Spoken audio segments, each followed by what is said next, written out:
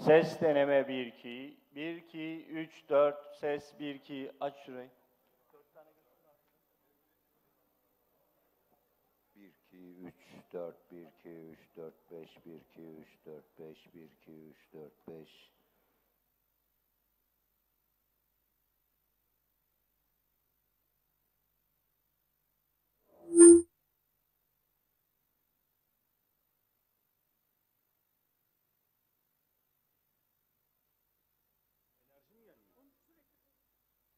Deneme 1 2 3 4. Deneme.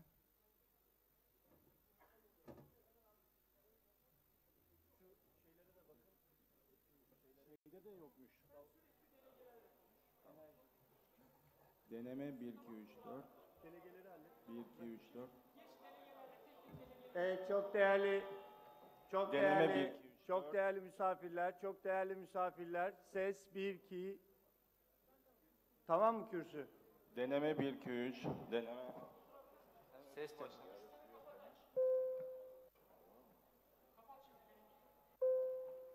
Bunlarda güç yok. Bunda ses 1 2 3 4 1 1 1. Ses deneme 1 2 3. Deneme 1 2 3. ses deneme 1.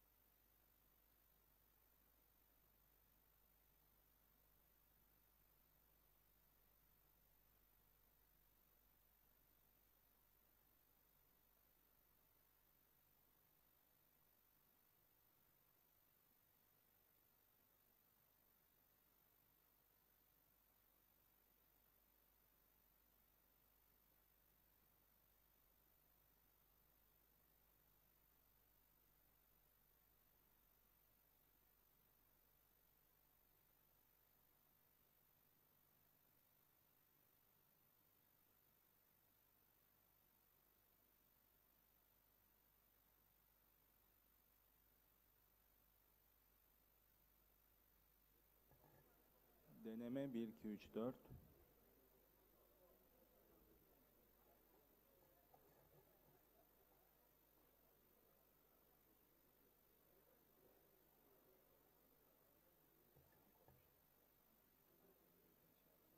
Ses deneme ses 1 2. Ses deneme ses 1 2 ses deneme ses 1 2 3 ses deneme 1 2 ses deneme ses deneme 1 2 ses deneme 1 2 ses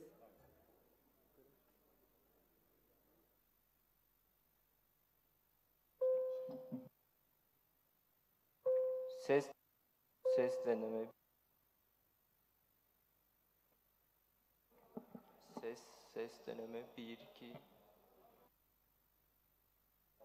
ses deneme ses 1 2 ses deneme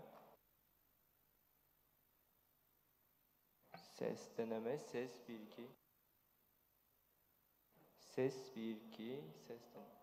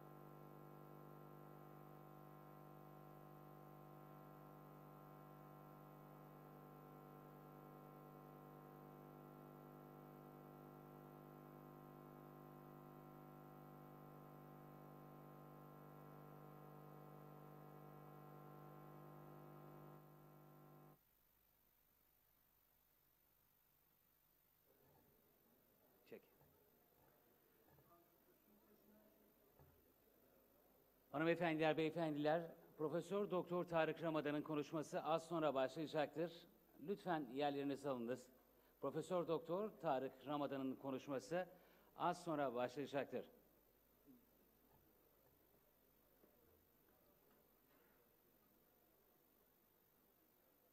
Ladies and gentlemen, the program is starting. Coming up next, Mr. Tarık Ramadan is speaking 5 minutes later. Bayanlar, baylar, Profesör Doktor Tarık Ramadan'ın konuşması az sonra başlayacaktır. Yerlerinizde bulunmanızı özellikle rica ediyoruz. Teşekkür ederiz.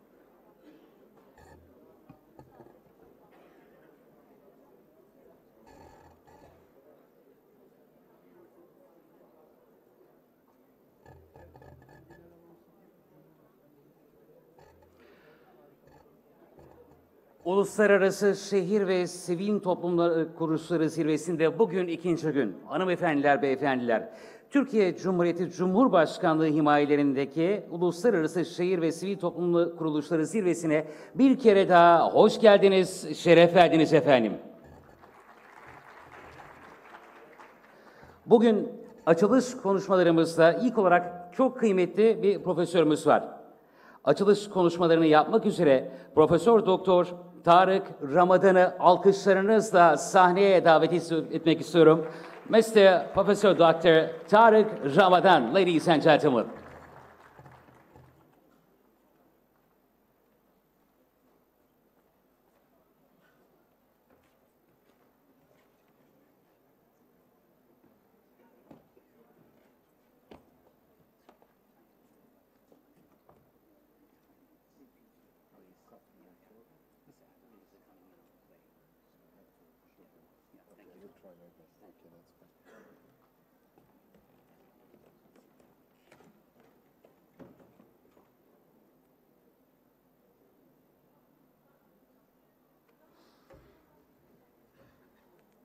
أعوذ بالله السميع العليم من الشيطان الرجيم بسم الله الرحمن الرحيم السلام عليكم ورحمة الله.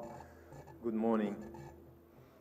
So I was told in 20 minutes to try to speak about a very difficult topic as in fact what are the key elements for living together as equals in culturally diverse societies.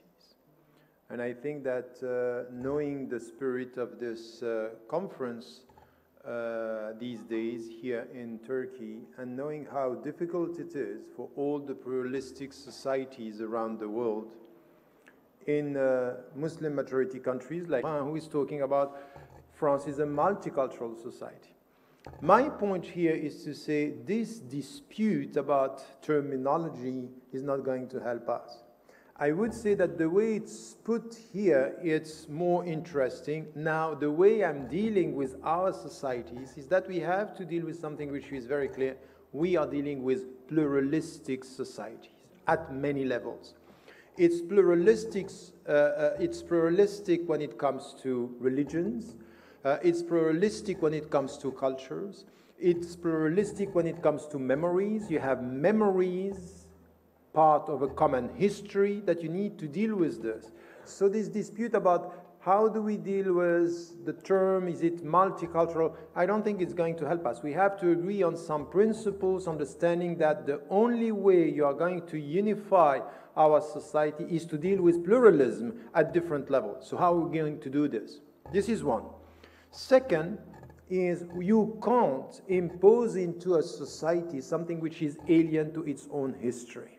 So the model that is going to be the model in Turkey is not the model that you can export from France, from the United States of America.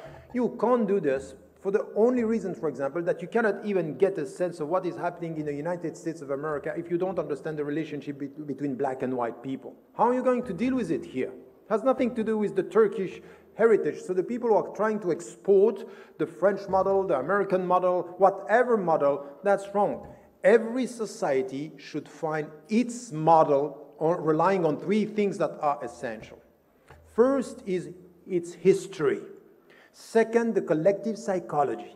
Because there is something that is coming from a collective historical psychology that you have to deal with. You can't just deny that there is a psychology, for example, in your country that is shaping the narrative. How are we coming together? And third, it's an ongoing process, so nothing is definitive. We have to deal with history and time, and things are changing. It's an ongoing process. So what was right 30 years ago might be wrong today. For example, in many Western countries, the people were talking about integration. Integration was a right term 50 years ago. It's outdated now. Because I'm a Swiss citizen. I'm a European. Don't talk to me as if I am still an Egyptian. I might be an Egyptian in your eyes. I'm a Swiss in my passport. And in my belonging, the sense of belonging. I belong to the country. So we need to get a sense that in these studies, no one can come with the truth of yesterday, imposing it at the truth of today. It's an ongoing process. faithfulness when it comes to pluralism has to do with evolution of thought, evolution of answers to new challenges. So that's also something which is the second point of this introduction. And the third is we need to have a framework from which we start talking. So the framework, it's important because there are principles on which we have to agree that are indisputable principles. And the question is, do we have in Muslim majority countries or in Western countries or in Asian countries principles on which we can agree? And I think yes. We can agree on principles, but we have to acknowledge the fact that principles are not shaping models. You have common principles, but you have a diversity of models. The problem that we have with some Muslims today, even in their thinking, is that they are confusing models and principles. They think that the principles of the past are only going to be respected if we respect the models of the past. No. The principles of the past are going to stay. When you speak about justice, when you speak about equality, you need to change the models with time while the principles remain the same.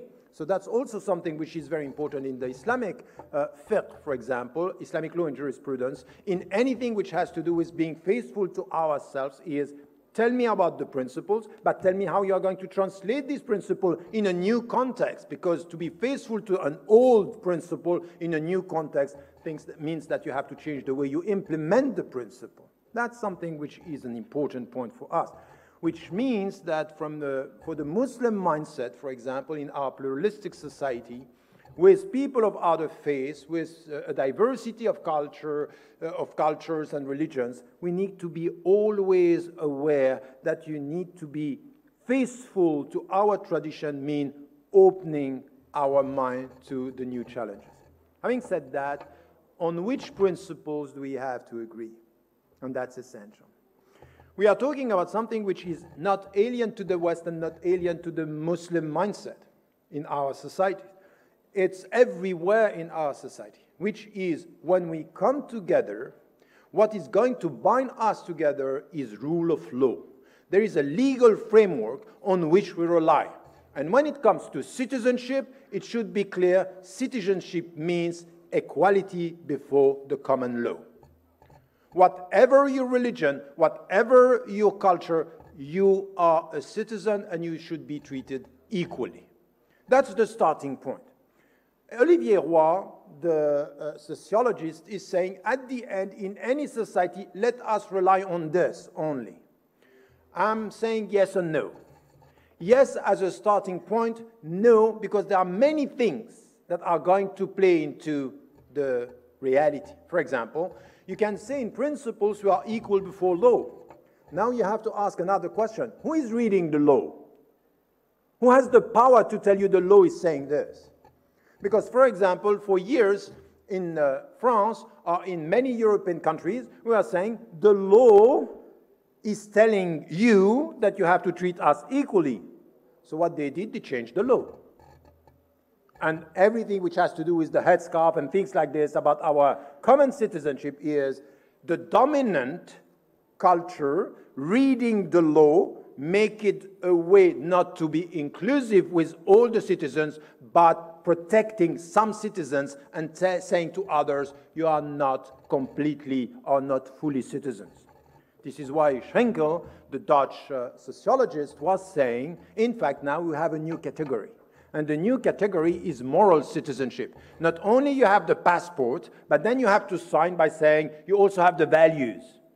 And you don't know what are the values, for example, just after 2005 in the UK, or after 2009 in the Netherlands, or after 2001 in the United States of America. You had some words that were coming, say, Britishness, Frenchness, Dutchness. So you have the passport, but now you have to show more that Britishness and say what it is about. It's about you saying that from where you are, you acknowledge that not only citizenship is necessary, but the dominant culture is yours.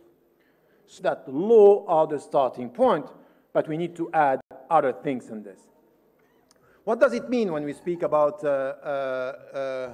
equal rights? It means that it's a two-way process. And this is something which is very important. It's not only the duty of the state to respect the law.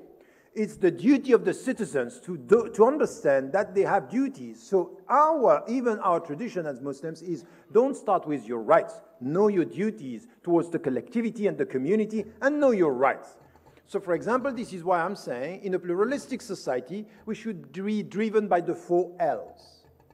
The first one is know the law of the country. You have to know the law of the country to abide by the law. It doesn't mean that you accept everything. When I was in South Africa, I say, you go by the law, but when the law is telling you there are rights for the white and rights for the black, as a citizen, you have to say, I don't agree with this. This is an ethical duty. So you struggle from within, but you are clear about the principles. Not all the laws are just. And not all the laws read by the dominant are going to be implemented justly. Look at what is happening in the so-called biggest democracy in the world when it comes to the United States of America, when you are a black, poor citizen in America. 5 times more likely to end up on the death row, while when you are white and rich, it's not going to happen. So we need to get this, which means equality before the law means you should know the law. The second thing, which is the responsibility of all of us, all citizens, it is that you should speak the language of the country. A country should have a language. And the language is not only you speak Turkish. No, it's a culture. A language is also a culture. It doesn't mean that you are denying yours, but you are part of a common narrative. That's something which is essential. This is the second L, language. The third, which is also essential, is loyalty. You have to be loyal. In fact, if you want to live in a pluralistic society, where you are, you should hope for the better where you are. You can't just be here and say, I want to destroy Turkey, I want to destroy the country where I live. No. Sense of loyalty, it's essential. But loyalty is always critical loyalty. When my government is right, I support. When my government, I think it's wrong, I have the right to dissent. I have the right to speak out and to say, I agree, I don't agree. This is freedom. Freedom is, within the law, you should be free to express yourself. Critical loyalty is essential. And then the last one is L, is liberty, is also what has to do with the freedom. Citizenship means to be free as well, not only a set of duties, but freedom. This is the starting point. You abide by the law of the country, and for the citizens, so this is the state that is setting this with the citizens and the civil society, and then what you have is the 4 L's that you have to respect, which is quite important. Now, there is something else which is essential in the whole discussion. You know, for years, I was saying that in pluralistic society, let us go for the rule of law, let us go for the 4 L's and everything. And I realized something which is very important. Historiography has to do with the sense of belonging. The sense of belonging to this society is not something that you can get by a law. It's something that you can get with your commitment. It's the dominant discourse that is inclusive with you, acknowledging you, that you are part of the society. Let me tell you something. When you look at the French team, the British football team today, or the American, or any football team, when you look at the players, the way they are perceived as being part of the team is never questioning the sense of belonging of them. When they win, the team win all together. You don't ask Zinedine Zidane after he won the World Cup, are you French? And the French are not asking this question. He was very French. When they won, he was French. So there is something here which is essential. The sense of belonging is that this is my country and I have to be involved. And I have to be involved at all the levels. To care about your society is not only to care about your issues. It's not for women to struggle for women issues. It's not for black to struggle for black issues. It's not for Muslims to deal with Islamophobia. It's for citizens to deal with education, social dynamics, civil society, economy, ecology, everything. This is my society. I should be involved in everything, from journalism to whatever. So this is also something which is essential. The sense of belonging is something that you nurture, is something that you get out of your commitment to the society. And this is also important. So this is also something that it's important. The problem that sometimes we have with some Muslims in Western societies is that we see them only when we speak about Islam. We don't see them when we speak about education, when we speak about budget, when we speak about unemployment. No, I'm here as a Muslim, I speak about Islam. No, you are here as citizen, you speak about civil problems and civil issues. If not, you are not part of this loyalty and this sense of belonging. You are not going to nurture this. You are going to nurture a victim mentality. No pluralistic society with victim mentality.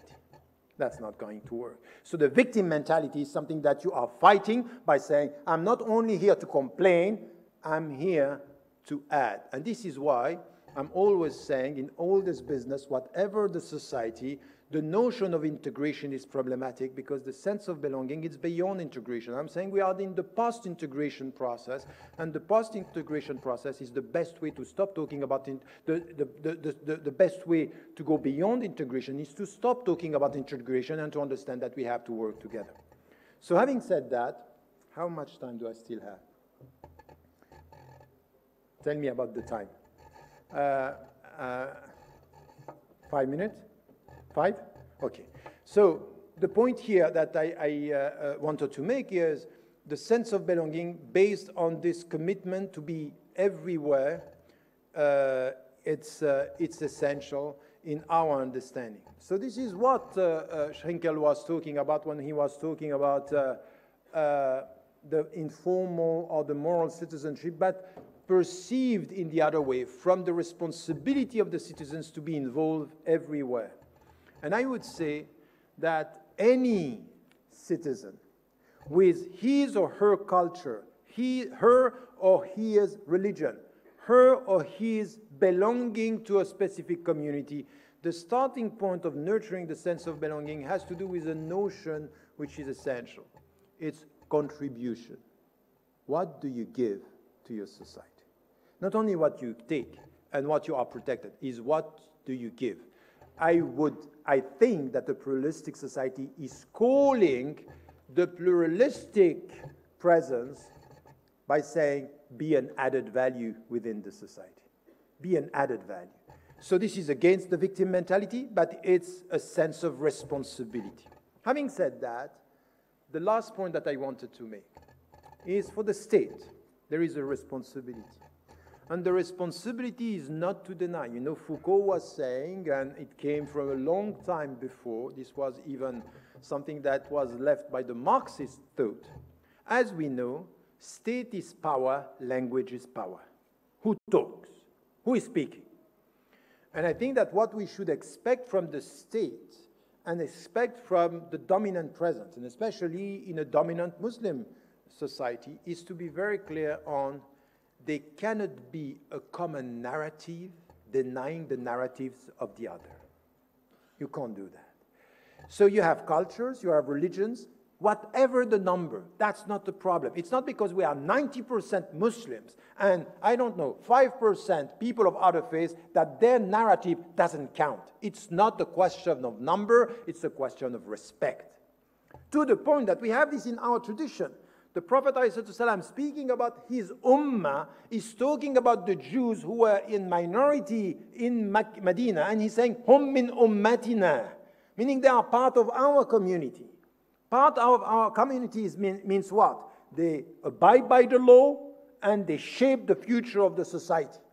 So this is what we have to understand. A community, an ummah, it's not the dominant versus the dominated. Is a community of equal, dignified human beings with a diversity of religion, a diversity of culture. That's essential, the narrative. And I'm telling you this because I'm living in Europe, and this is the way I'm talking. You know, the book that I have been writing for the last years and I'm preparing is Our West, is how we create a new narrative, not about only integrating to the state, but understanding the notion of nation, the sense of belonging. But let me tell you something, as much as we have problems in Europe, you go to Malaysia And I was saying this to the majority Muslim, be careful, because the narrative of the Malay is making the Chinese and the Catholics feel that they are excluded. So you can tell you have the same rights, but not within the same narrative. It's exactly like me, people looking at me say, you are a Swiss citizen, but too much a Muslim to be a good Swiss citizen. You get the narrative is in another place, in the informal, not in the formal rights that I have. And I think that the state should promote, and this is why I think that at the local level, this is why, and this is also my last point, that's not it's going from the state, but it has to be dealt with at the local level. The local level means what? We need national movements of local initiatives. So when I'm coming here and I'm saying, this is at the local level, trying to bring the people together, to think about the future, this is what we need. We are not going to succeed by waiting for the state to do it at the national level. Local levels, dynamics coming together and shaping the future of our pluralistic society. It's a commitment, it's a two-way process. The state has a role, the citizens have roles, and we have to come together understanding that it's about rule of law, contribution, and sense of belonging. Thank you so much.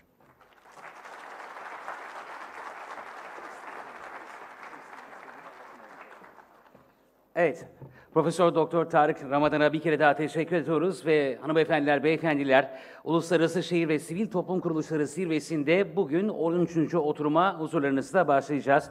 Türkiye Diyanet Vakfı desteğiyle gerçekleşiyor ve ilk olarak moderatörümüz Profesör Doktor Sabri Orman'ı alkışlarınızla davet etmek istiyorum.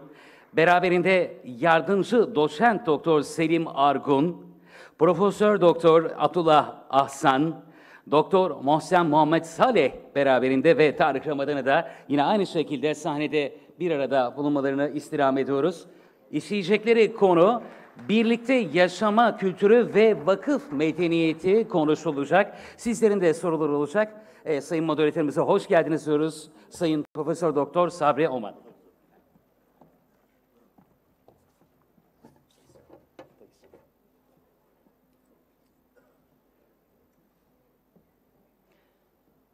Konuşma sonrasında ise sizlerin soruları olacak. Karşılıklı soru cevap şeklinde yapabileceğiz.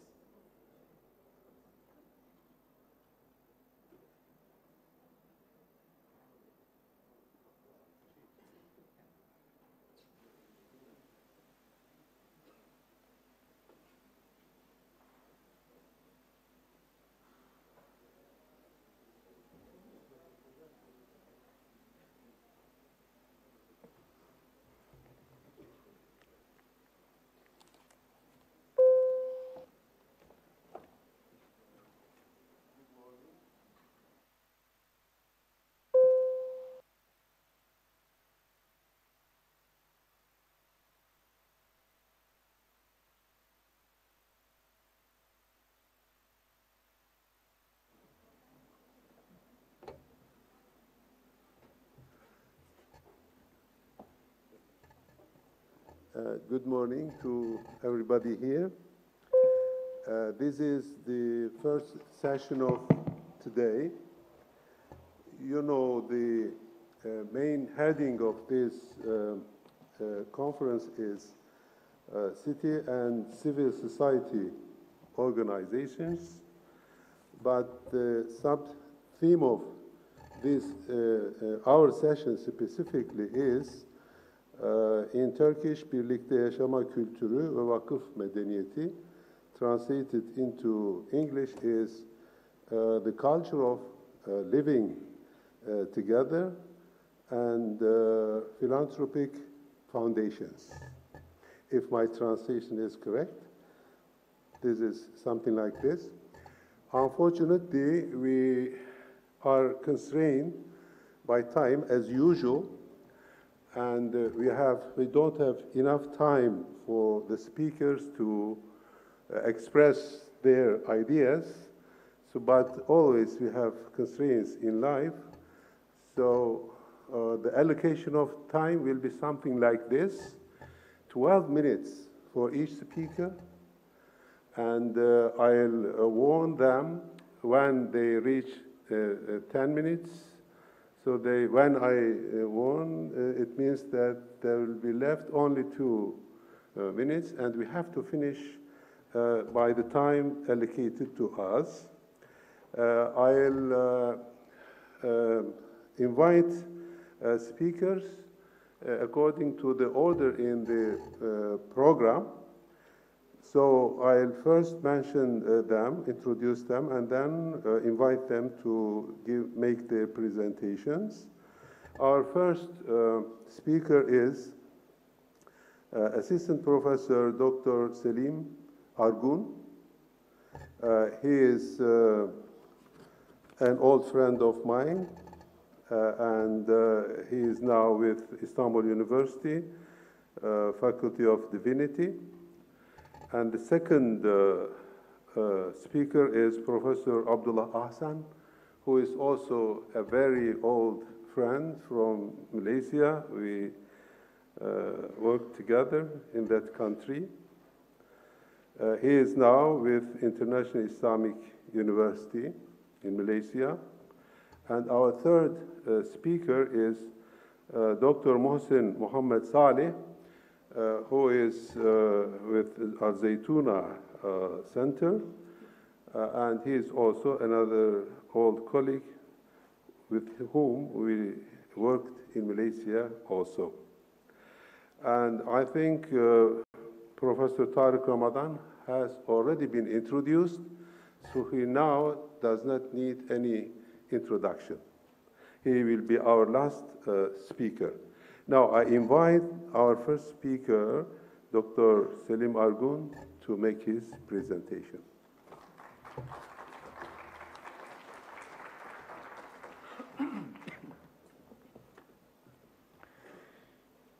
Bismillahirrahmanirrahim. Elhamdülillahi Rabbil alemin. Ve salatu ve selamu ala Resulina Muhammedin ve ala alihi ve sahbihi ecma'in. Dear respected colleagues, professors, social activists, ladies and gentlemen, I would like to welcome each and every one of you for your participation and taking a part in this auspicious event. At the outset, I would like to thank Professor Ramadan for paving the way for our talk. I found it very thought-provoking, inspiring, his talk, and I particularly picked up few sentences that I believe is very much related to our main theme today. Such as, he said, you can't impose something alien to society. When I look at the civil societies and NGOs around the Muslim world, which is a Western origin, the people in those countries looked at them with some suspicion. But when it comes to an indigenous Islamic charitable organization, the moment you utter the word Waqf, people do feel some sort of sense of belonging, because this is a 1.5 million old Islamic institution. It is not alien, and probably people do think that it has not a hidden agenda as well. Also, being an added value and also contributing the society, the host society that we are living in, whether in a majority Muslim country or where the Muslims do live in a minority situation in the Western countries. Well, thank you very much, Dr. Tariq, for this inspiring talk.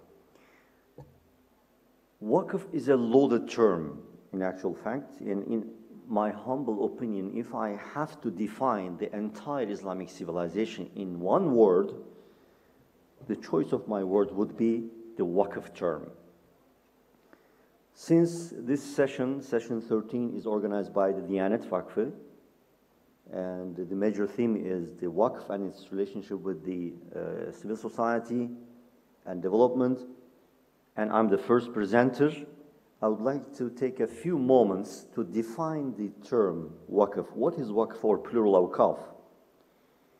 Under the Islamic law, a benefactor endows a revenue-bearing freehold asset along with its usufruct in perpetuity for a confined pious cause and designated beneficiaries by means of stipulated management and regular supervision. Since its importance, I would like to quickly repeat it. Under the Islamic law, Waqf means a benefactor endows a revenue-bearing freehold asset along with its usufruct in perpetuity for a confined pious cause and designated beneficiaries by means of stipulated management and regular supervision. This term denotes a few important points. First one is the revenue-bearing aspect of the Waqf. Without revenue-bearing mechanism attached to any Waqf, any religious endowment, according to Islamic law, is null and void. It is not acceptable. Today we have a number of trusts, associations, organizations with the name of Waqf without revenue-bearing or income-generating mechanism. That's why we do have to face three problems in the absence of revenue-generating mechanism. That is, number one is sustainability, because without regular flow of cash, the institution cannot be sustainable. The second one is predictability. You cannot foresee or predict the future applications and uses of the Waqf. And the third one is longevity. The institution cannot live longer. Today, in actual fact, in Anatolian lands, we do have awqaf which outlive empires and states and dynasties because there is an income-generating mechanism attached to that. Why am I emphasizing so much on the income-generating mechanism is very much related to my topic today.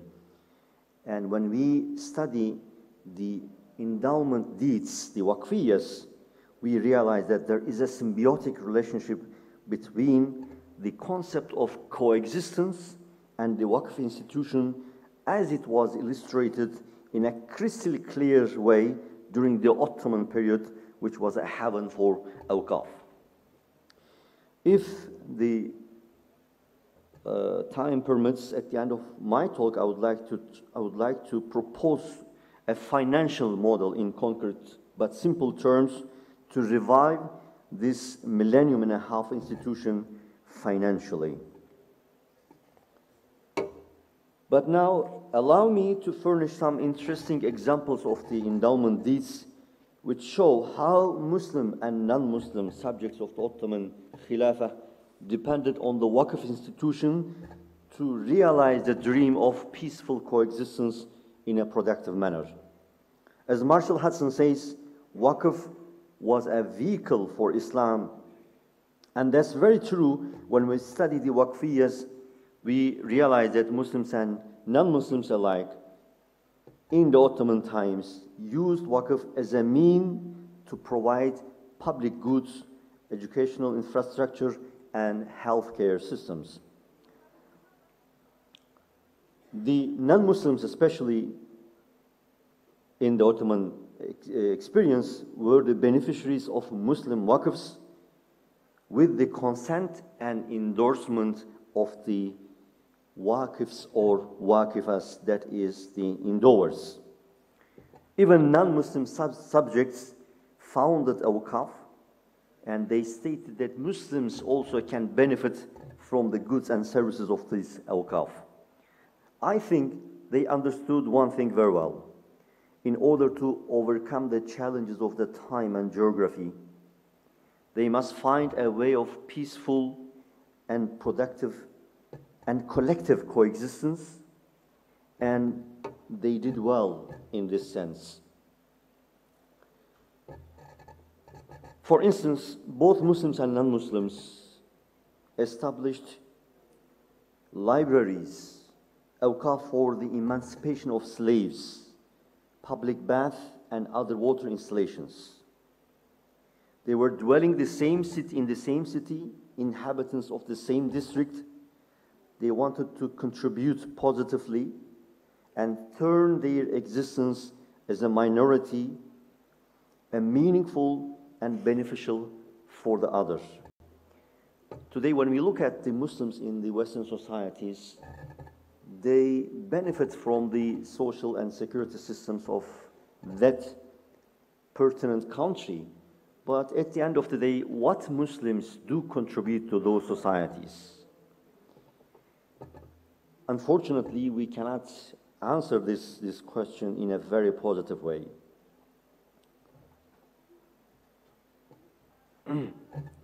There is an Ottoman jurist by the name of Ömer Hilmi Efendi who says the best of the Waqf is the one who addresses the most pressing and daring problems of all humans, not Muslims.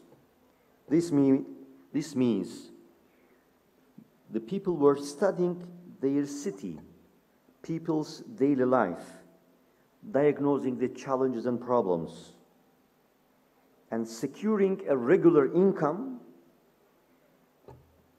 and establish their own charitable organizations in perpetuity.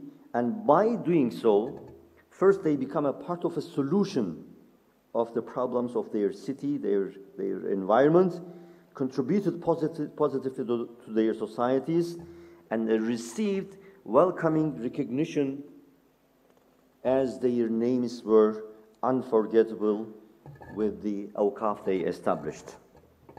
Now let's get some examples from non-Muslims and Muslims alone, which addresses or benefactors were both sides. For instance, the chain of Waqf funded, I have 2 minutes, just so quick. The caravansarais located at the rest stops on the trade routes provided food and shelter. Bernard Lewis, Professor Bernard Lewis, narrates a story of Jewish certain Solomon bin David, who traveled together with his 4 companions in 1640 from Cairo to Istanbul only by staying these Waqf-funded caravansarais. So the journey took about 67 days, and they did not pay a single penny because they stayed in those Waqf-funded caravansarais. In 1862, there was another example of Christian in Dover who bequeathed a Waqf in Gümüş Hacıköy and for the repair and ruin fountain of the fountain for the benefit of humans and animals, without accepting any financial help from anybody.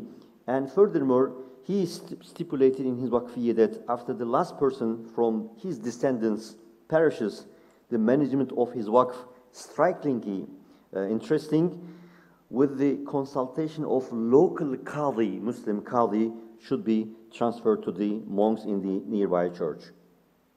This, in short, brothers and sisters, ladies and gentlemen, clearly shows that the Waqf institution was one of the important vehicles for civil society in Muslim places, and it was a vehicle for both Muslims and non-Muslims to contribute positively to their societies. It also shows that Waqf records constitute a rich store of material for the social history of charity and human experience and pluralism in our society. And I would like to thank you for the municipality of Esenler for providing this opportunity, and thank you for your kind participation. Assalamu alaikum wa rahmatullahi wa barakatuh.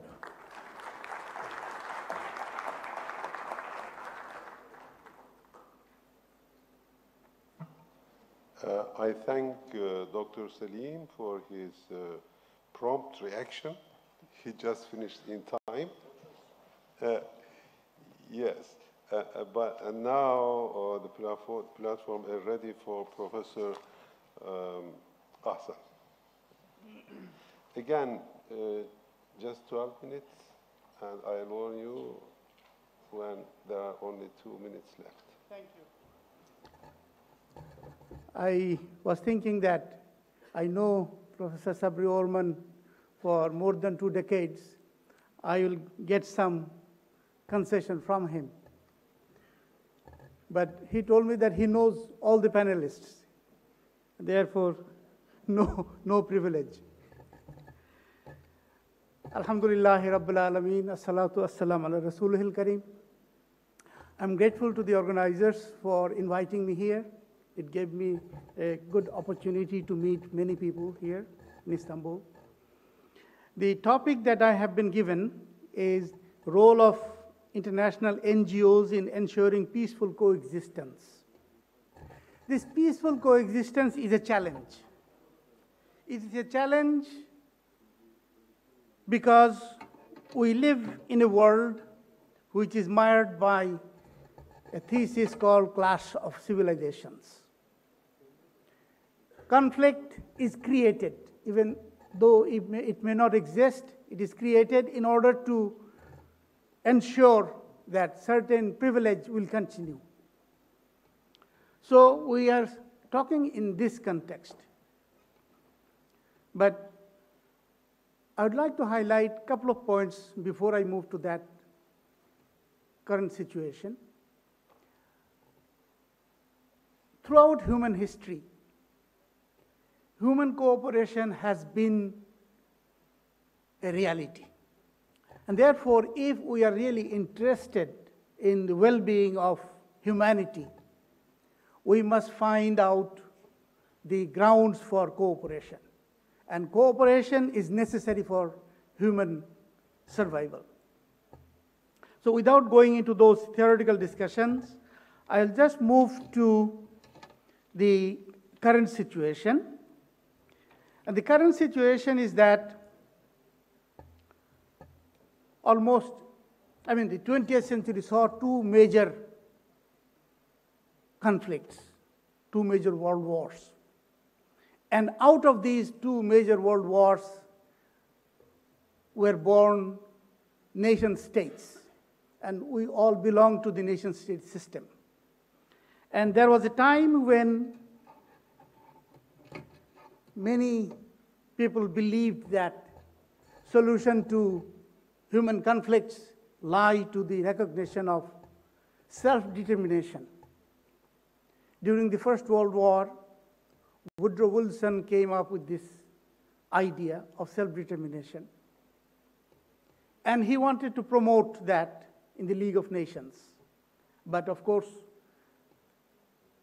Woodrow Wilson was not able to implement his ideas because of various reasons.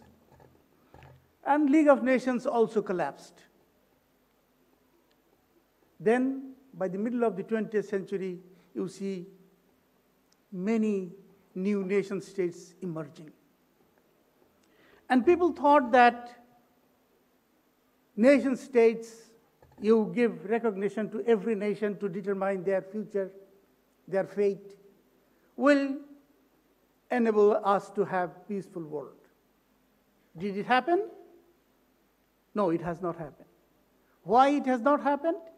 Because the nation state system is built on wrong foundation. A British official, colonial official, working in the Arab world, found out Sharif Hussain of Makkah, a very loyal servant, and wanted to please him, creating 3 nation states for his sons, 3 sons. His first dream was Saudi Arabia. What is Saudi Arabia today? The eldest son of Sharif Hussain, I'm forgetting his name.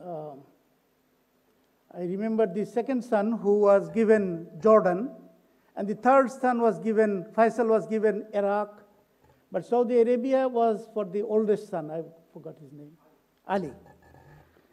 But the Saudis prevented that dream. So that did not succeed. Only Jordan succeeded. It still remains as a nation state.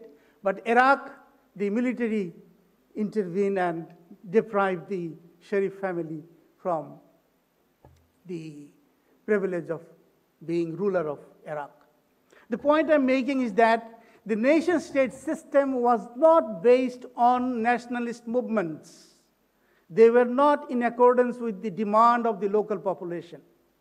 It was kind of, in fact, if you read Huntington, he admits that it was in Paris, in the offices of the French government, that the borders of these nation states were drawn. And therefore, they cannot have very strong foundation. Today, you have problem in Catalonia, in Kurdistan. They think that if they have this, they will have a peaceful coexistence within their own society. Well, what has happened? In 2009, the current government came to power. Immediately, within 1 month, it staged a military exercise, killing more Bengali army officers than Pakistan killed in 9 months of civil war in 1971. The point I'm making is that creating these small states is not the solution. The solution remains in good understanding of history. And I find a lot of teachings in the life of the Prophet Muhammad sallallahu alaihi wasallam.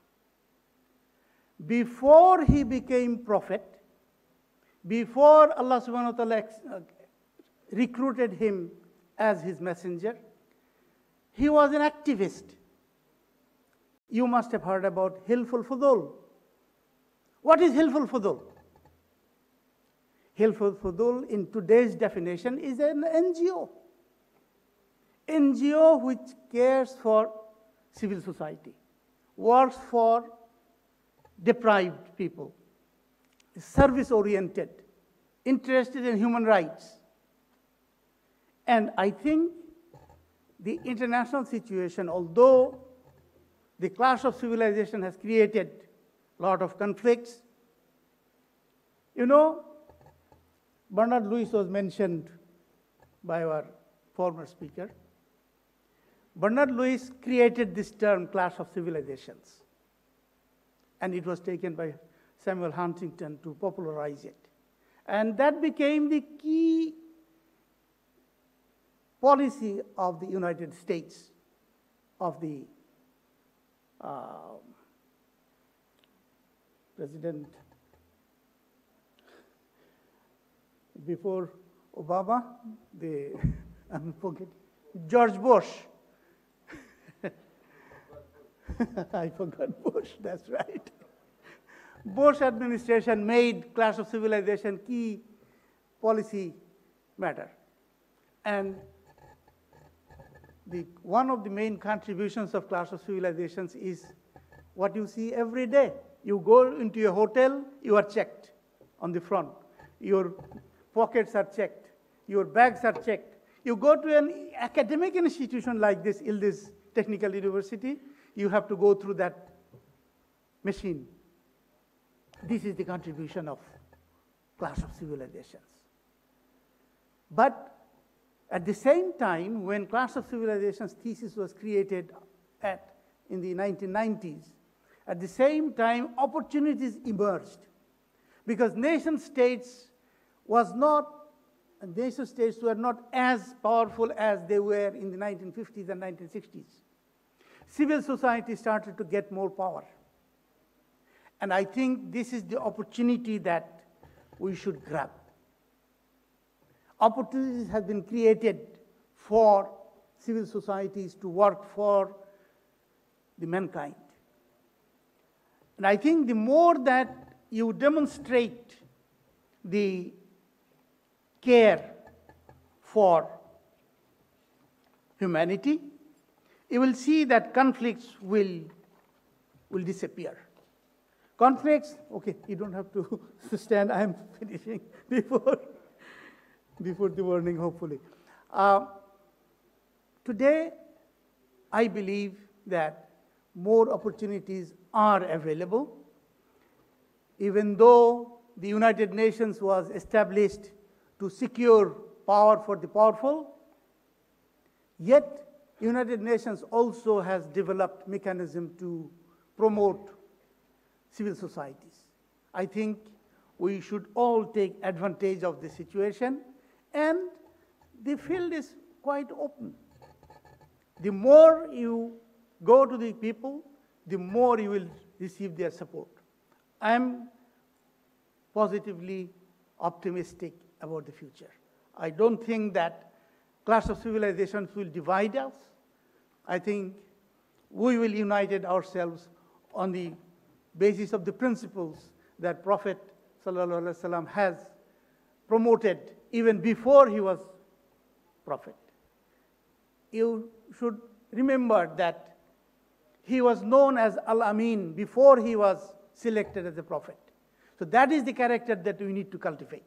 If you are able to cultivate that character, I'm sure that you will earn the confidence of the people. Thank you. Assalamu alaikum.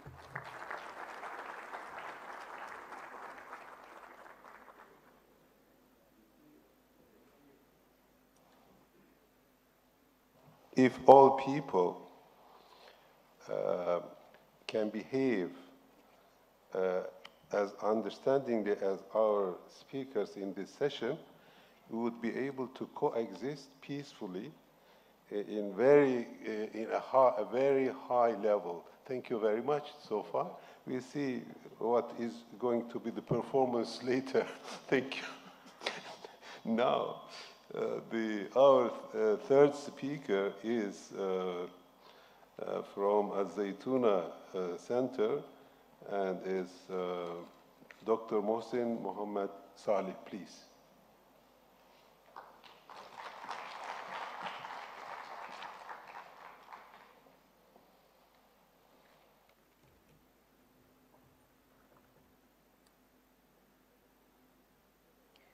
Well, Bismillah ar-Rahman ar-Rahim.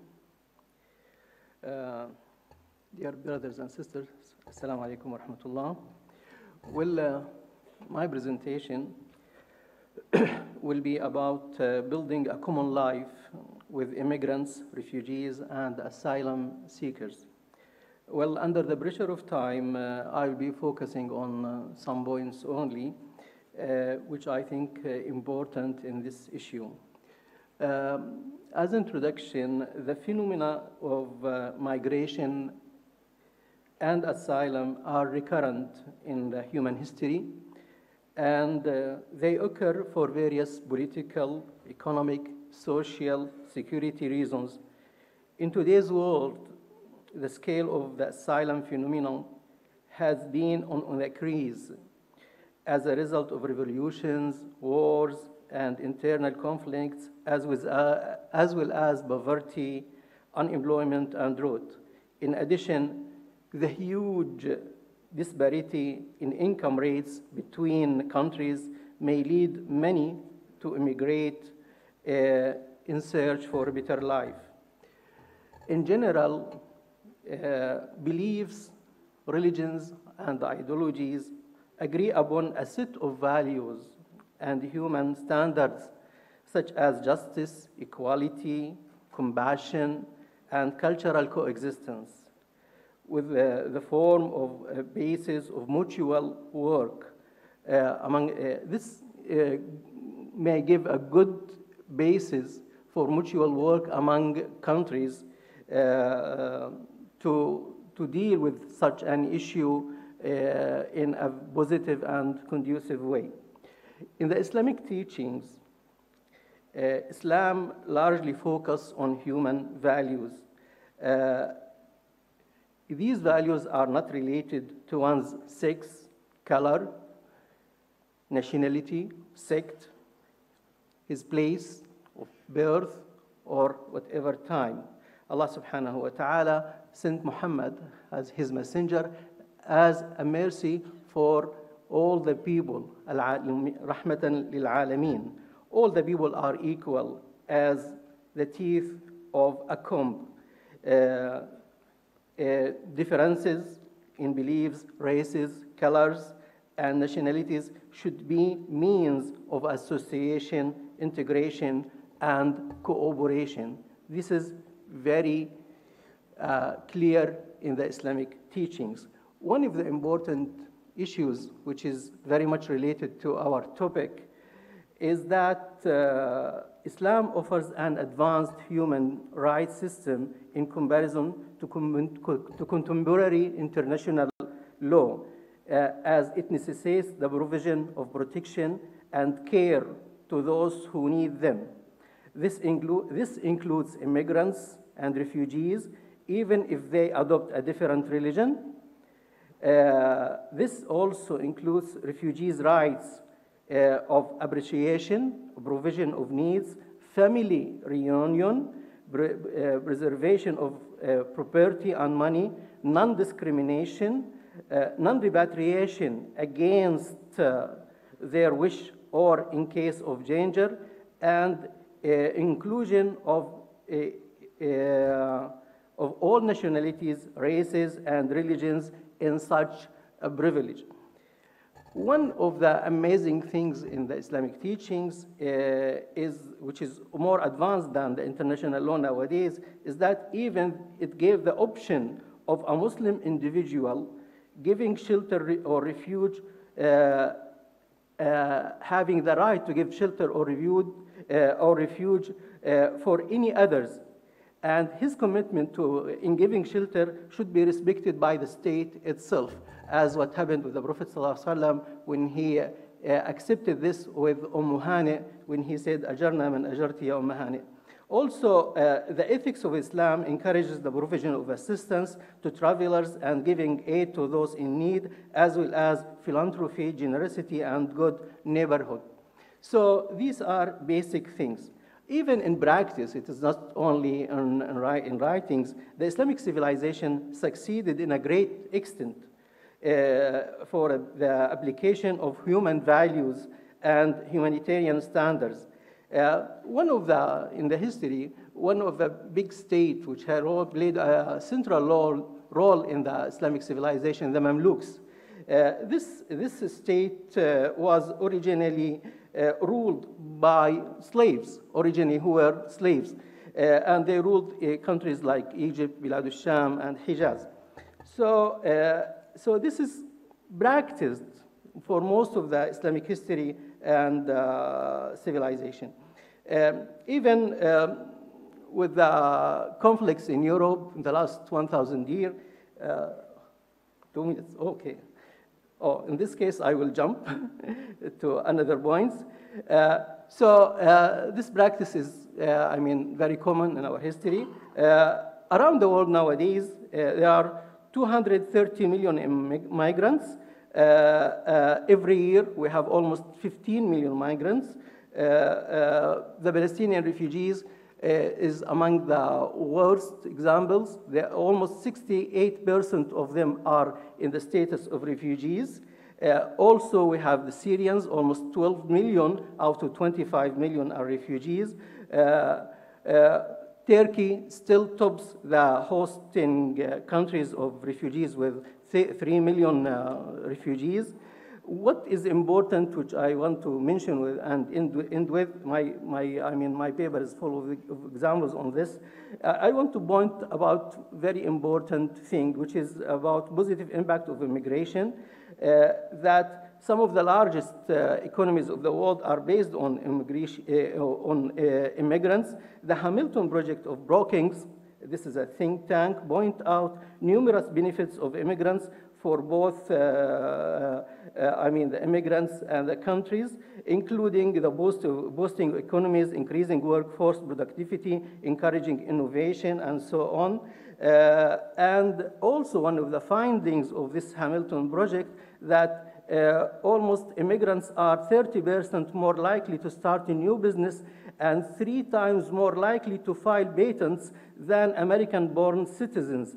In their analysis, also 41% of the 2010 Fortune 500 companies in the US were launched by immigrants. Also in USA, immigrants have been founders of companies such as Google, Intel, PayPal, eBay, and Yahoo.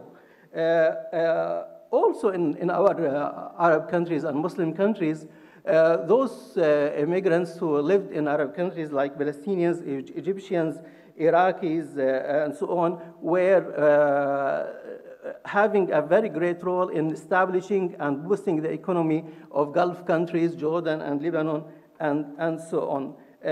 My paper went on with many examples of this, but I want to finish with one point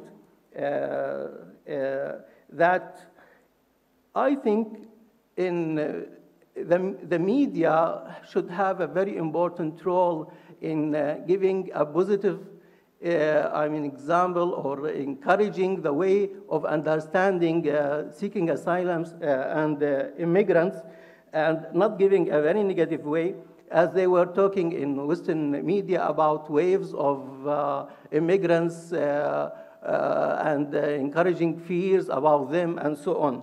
While the fact is that the major role was productive and conducive.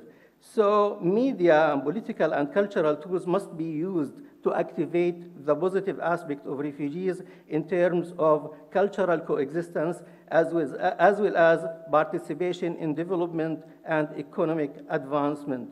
The essential is that common human values regarding the treatment of refugees, taking care of them, and taking positive advantage of their energy and experience to be promoted as long as they are living honorably, peacefully, and respect the laws of the host countries. Thank you.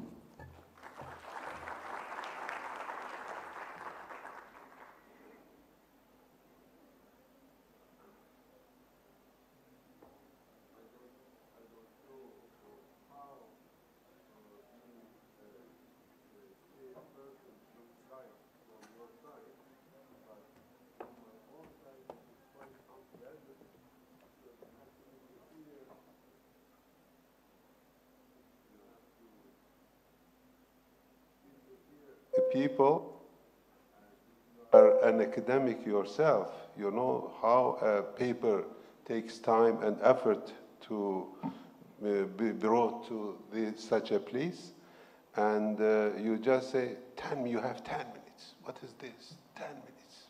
What can a speaker express his ideas, feelings in 10 minutes? So I think this is something that should be considered. For a Congress, it should be okay. But for a symposium, 10 minutes, 15 minutes should not be the time allocated, I think. Okay, but still we survived the session because now I am inviting the last speaker. And again, you have 12 minutes. And I have a good expression for your time, 11:10.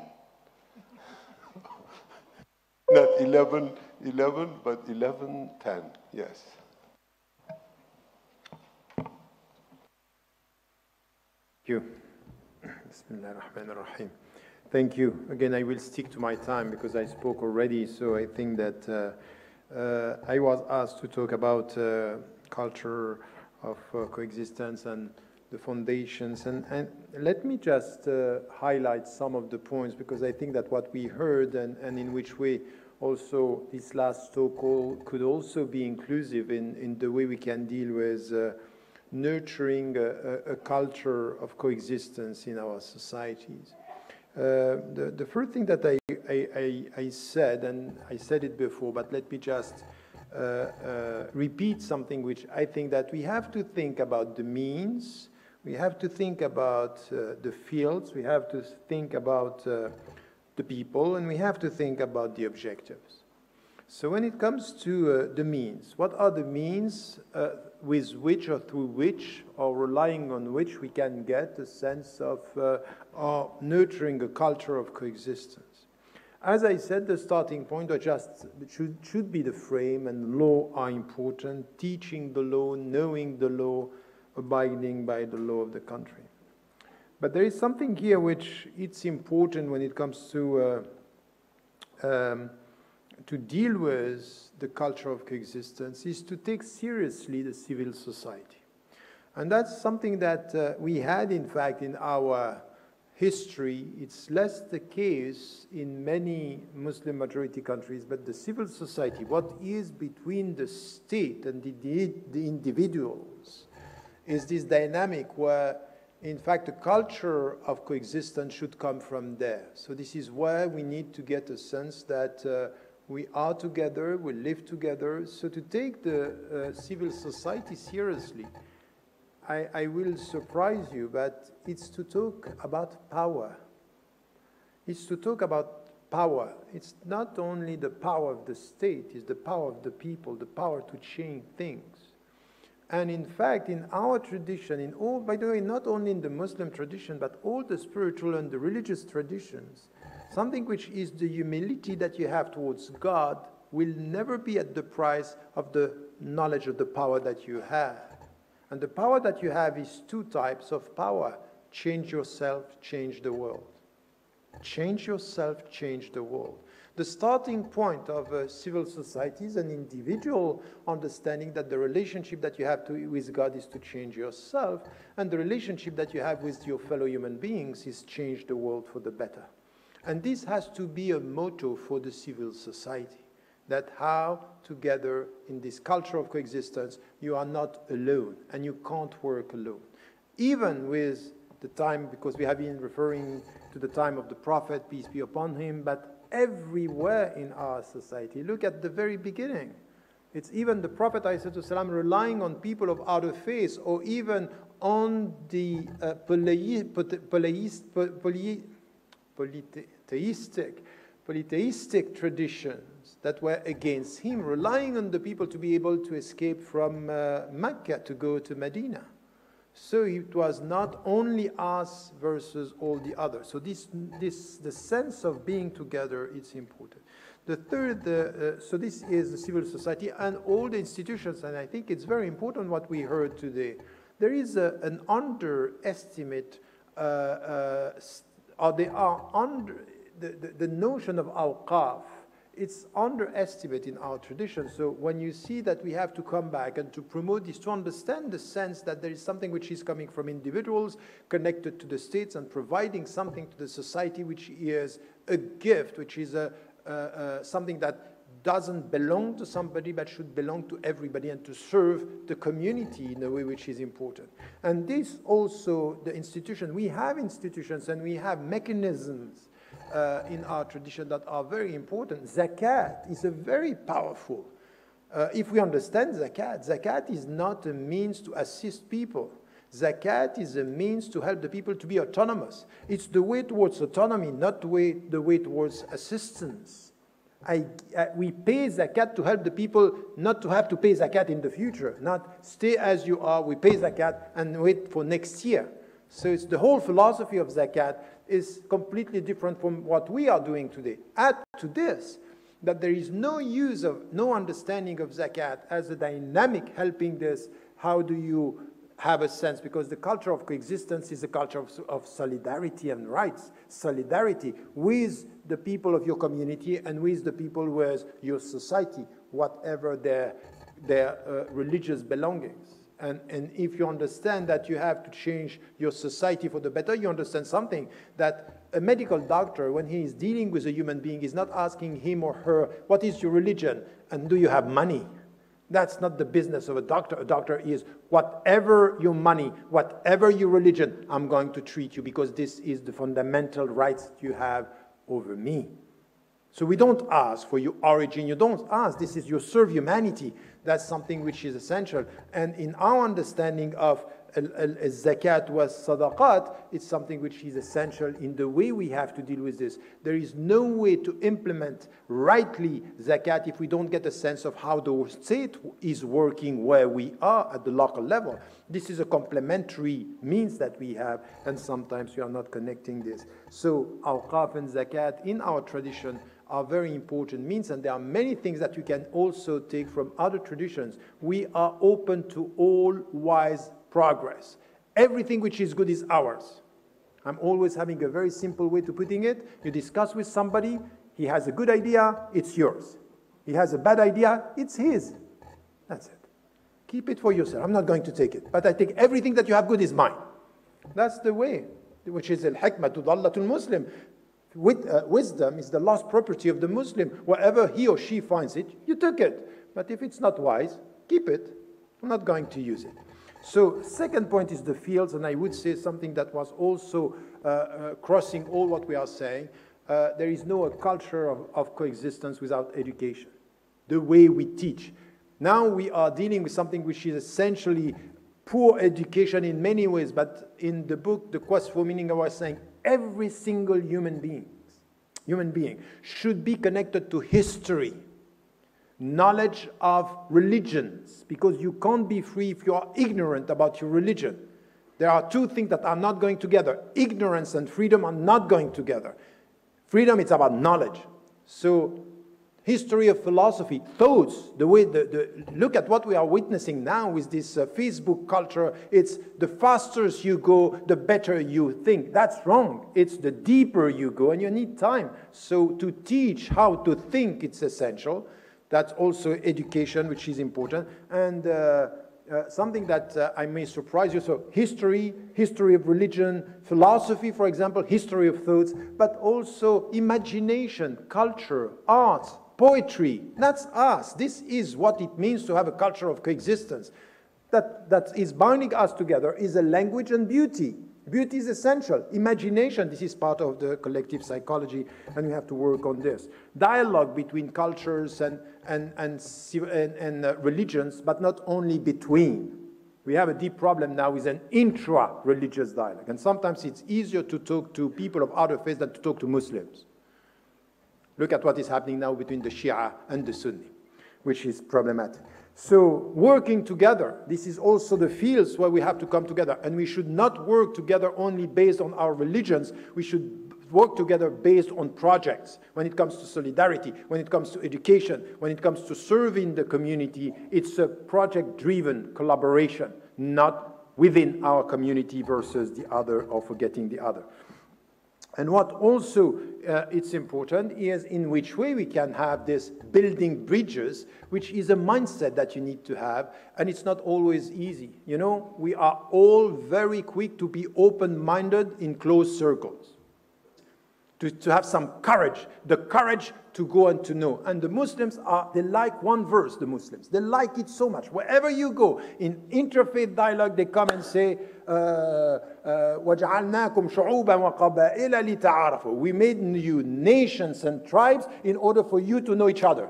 But they are always saying this to the people. They say, you have to know us.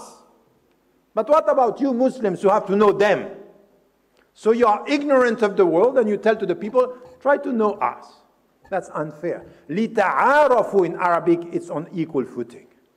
It's a two-way process. And we have to know, what do you know about the other religions? What do you know about the people who are your neighbor? To the point that the Prophet is saying, لَا يُؤْمِنُ أَحَدُكُمْ حَتَّى يُحِبَّ لِجَارِهِ مَا يُحِبُّهُ لِنَفْسِهِ. So you are not to have a complete faith if you don't like for your neighbor, and the neighbor is not only the Muslim, what you like for yourself. But if you deny his humanity, what are you going to do? You are not fulfilling the faith that is required. Very quickly, the people, and I think that I spoke about citizenship, but you know, I made myself a mistake for 20 years. I have been talking to Western Muslims by saying, you have to be citizens. And that's good, but not at the price that I am witnessing now. I see Western Muslims, and even in your country it happens, everywhere it happens. When we have a sense, too much a sense of nationalism, we end up being in a very dangerous situation. When our citizenship, it's at the price of our common humanity. And this is why what we heard about the migrant, for example, it's very important, the refugees. This is why we have to celebrate and to say, at least in Turkey, compared to all the other countries in the region, the refugees have been welcomed, you know, with millions of people being welcomed in the country. And this is an example when you see that in Canada, they're happy to have 25,000. In Canada, a rich country, 25,000. And then you have Germany, which was leading in Europe, but so many countries not doing, and even some of them closing the door to the migrants in Eastern Europe. You can't have a dignified citizenship if you don't have a dignified sense of humanity. Migrants, and refugees are human beings, and you have to welcome and to protect their dignity. You can't just think about our people. So that's exactly the discussion that we have with terrorists, for example, and I said it many times. I'm not going to say I am Paris if you are not going to say with me, I am Damascus, I am Baghdad, I am Sana'a, I am Palestine and Gaza, I'm all this.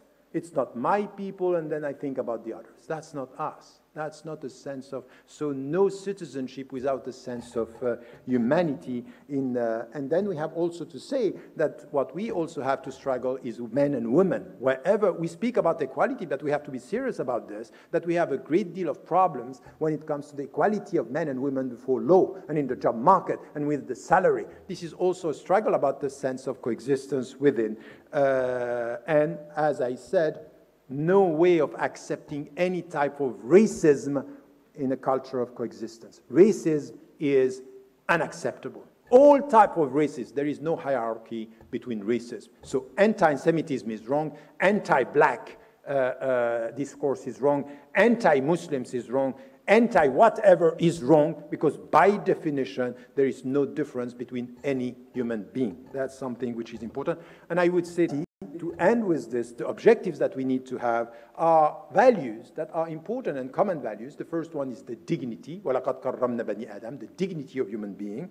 It's justice, as we were talking. Justice is, إِنَّ اللَّهَ يَأْمُرُ بِالْعَدْلِ, God commands justice, which is important.